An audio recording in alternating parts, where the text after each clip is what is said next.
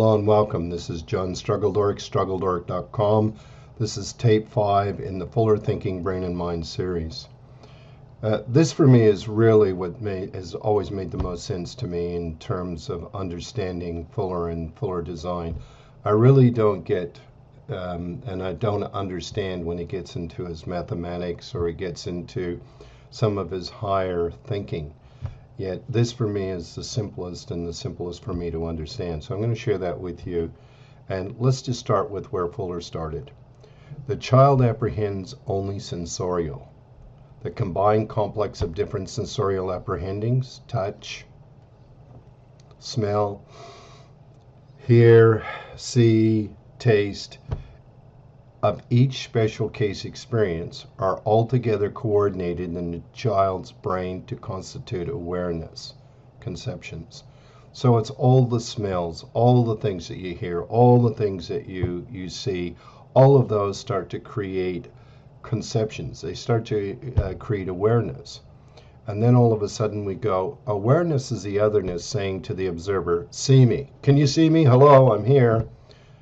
Awareness is the observer saying to self, oh, I wonder if they see me. I see the otherness. Otherness induces awareness of self. So when I see something outside of me, I can start comparing, I can smell it, I can taste it, I can touch it, I can hear it, and I can start apprehending things. I may not comprehend them, but I start to apprehend things in my mind. I start seeing things streaming in my mind, and as they start to stream, I start to get awareness, and then all of a sudden I might get to a presence of whatever that is. So to me, the most important thing about design, am I aware, am I present? And in business, it's the same thing. Do I understand my marketplace? Am I aware of my marketplace, or am I present? Or am I off somewhere else trying to be something else when the marketplace is very clear about what it wants? So Fuller goes on to say, and he starts with the child, and he says, awareness of the child equals life plus other. If there is no other, there's absolutely no reason, or I would find it hard to have a reason for me to be here. Awareness requires an otherness. So in all things, in business is exactly the same. Am I aware of the market? Am I aware of my competitors? Am I present with all of that? What does the market want? How do I add value to that market? It's about my awareness and presence in the market. Awareness requires an otherness, that otherness we just spoke about. Awareness equals self plus otherness. Do I know who I am? Do I know where I'm at? And do I know where I want to go? Awareness equals observer plus observed. Am I observing someone, and are they observing me? It goes on all day long. And in design, those are things that we have to ask ourselves. So life begins only with otherness. There is no reason to be in business if you don't have a customer. If you're in business and you're developing your business processes and you don't know who your customer is, what are you doing? Life begins awareness of the environment. Are you aware of your environment? And to me, do you understand where your family's at? Do you understand where your community's at? Do you understand where your country's at? Do you understand where the planet is at, or the biosphere? Those are all environments. And really, when we look at it, we should start at the macro environment. We have to look at the reason why we're here on planet Earth. We have to look at the biosphere. And then the biosphere starts to break inwards, and it starts to look at the planet, and Fuller calls it spaceship Earth. Then we'll say, oh, I'm a Mexican, or I'm a Canadian. Oh, that's my country.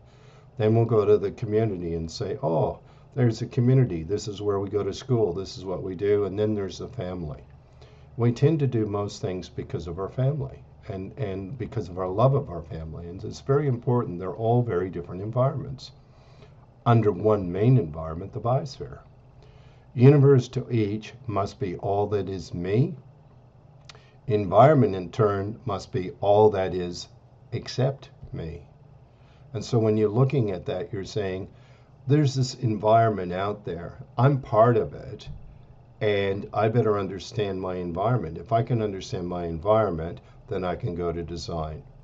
And then Fuller goes on to say, what is a metaphysical experience? Metaphysical experience is comprehending the relationships of eternal principles. All the things that are going on, gravity, radiation, electromagnetic, how they influence when we start to look at the waves, the moon. All of those things are very macro, but they still affect the micro. Business is quite micro in comparison to the biosphere, but the biosphere still affects the way we do business. So, metaphysics, it is comprehending the relationships of eternal principles. The means of communication is physical. That which is communicated, understood, is metaphysical. The symbols with which mathematics is communicatingly described are physical. A mathematical principle is metaphysical and is independent of whether X, Y, or A, B are symbolically employed. And so that's really Fuller coming down to it, and he's saying, look, you can see that, and you see it, and you may well apprehend it. It's when you start to experience it, because you've got all the special cases, and they all come together, and when they all come together, you go, oh, I understand that now. Now I've discovered it. I can invent things. I can do things beyond by bringing all of those groups of ideas together. The first thing that we must understand, the brain and the mind are working, and all of a sudden we have all these organic sensorial experiences. We taste it, we smell it, we see it, we touch it, we hear it. And all of those things are collected, and then the relationship and the interrelationship is developed in the mind. So until next week, Struggle Dork out.